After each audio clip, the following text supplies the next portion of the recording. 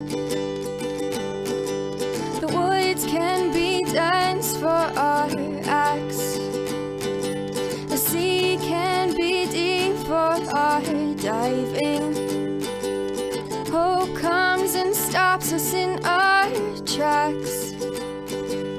Bravely we prove in our striving, trudging together each day. Where there's a will, there's a way.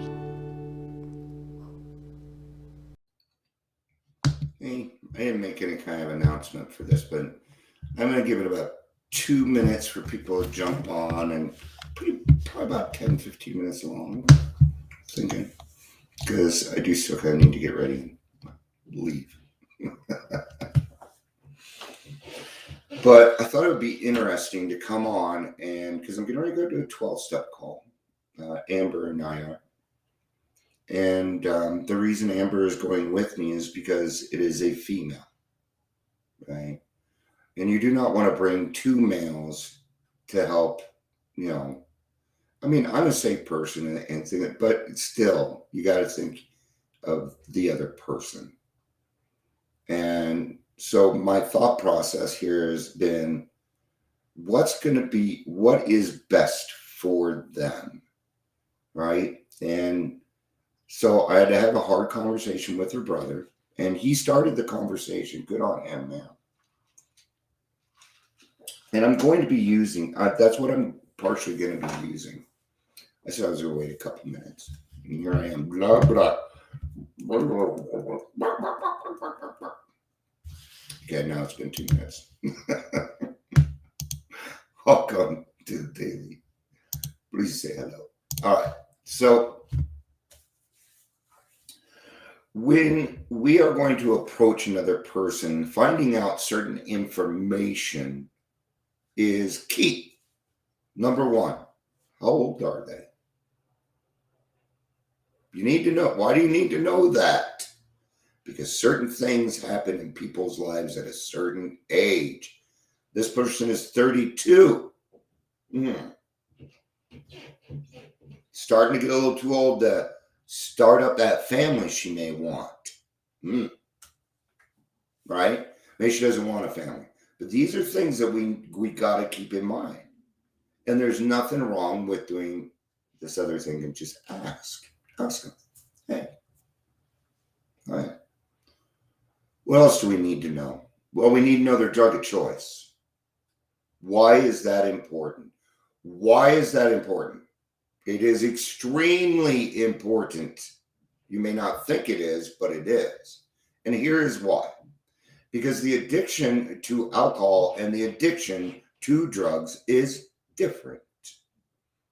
The result is the same, recovery is the same, but getting this person is different. Alcoholism, you are born with. Not anybody can be an alcoholic.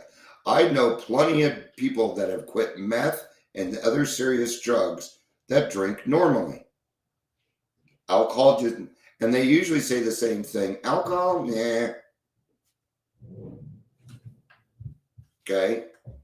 So with an alcoholic, I can use things like, well, you weren't really born, it's just not your fault. You were kind of born with this. Okay. And there were certain things that happened in your life, and maybe you can recognize those. Okay. What are we doing when we do this? We are meeting the person where they are at. What are some of the other questions I asked? Is she married? Does she have children? Why is that important? Because if she is married and has children, I'm going to use those children against her to get her sober. That's why. I'm meeting her where she is at. That doesn't mean that's easy. It's not going to be easy for her. Okay? Remember, it wasn't easy for you. It was a tough conversation, but one that needed to be had. Right? We are approaching with no expectation. We may sit down and 30 seconds later, she may tell us to piss off and walk out. Not much I can do about that. Not without getting a restraining order against me, right? So that means the approach needs to be kind of open-ended. It shouldn't feel forced upon, even though it is. And that's where we can help when no one else can. And I'm going to tell you, her brother, he told me, he said, after I went to the meeting and met you folks, and he loves our 3 p.m. meeting. He loves it. And because that's where he went and he met us. And he said, Dion, I ended up calling you back because you were the only person that didn't want something. You were the only person that didn't feel sketchy. This was coming from a normie that didn't feel sketchy. There's a lot of things that he just said there, many of them compliments. And I thanked him for that. Of course I did. Okay. And why am I doing this? Because I'm hoping one day that you get to go on a 12-step call. See, a 12-step call does not involve you being at the meeting. Might, if you take that person aside. A 12-step call is usually just 2, 3, 4 people. Okay, it's small, kind of private. It's got to be private, right? Okay, but we have to be. Let's just say it's nice to feel trusted. And this man has never met me. I mean, we've talked a lot, and I have a lot of respect for him. He is spending his own money to come out here and help his sister. The least I can do is take my Sunday afternoon, go down there and help a guy out. It's the least I can do out of everything that has been given to me. Huh, Chris? Yeah, I know you've been on 12-step calls. We need to bring these back. They're an imperative part of the program. And I know things are a little different now. But when anyone, anywhere reaches out for help, I want the hand of AA to be there. I want God to be there. And that is my job.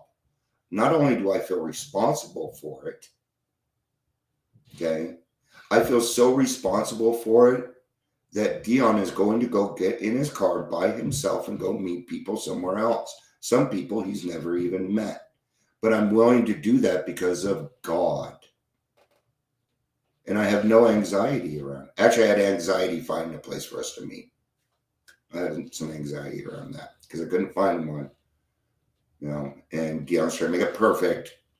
Can't make it perfect. Just got to get it set up. All right.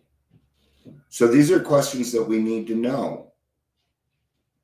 My other question when I was talking to her brother was this. Were you raised religiously? I need to know that. And no, they weren't. That's good news. That's actually good news. I prefer people that really haven't been through any religious stuff.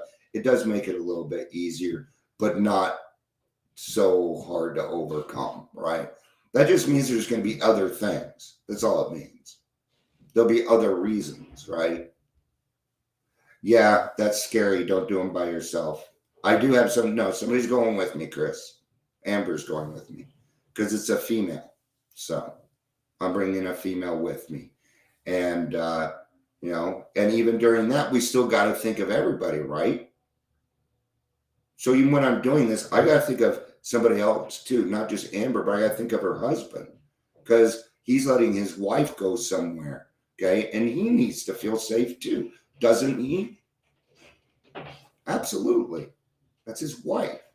And he has every right to know where she's at. So I'm like, even give him my phone number. If he wants to come down and be there, he can too. I don't mind.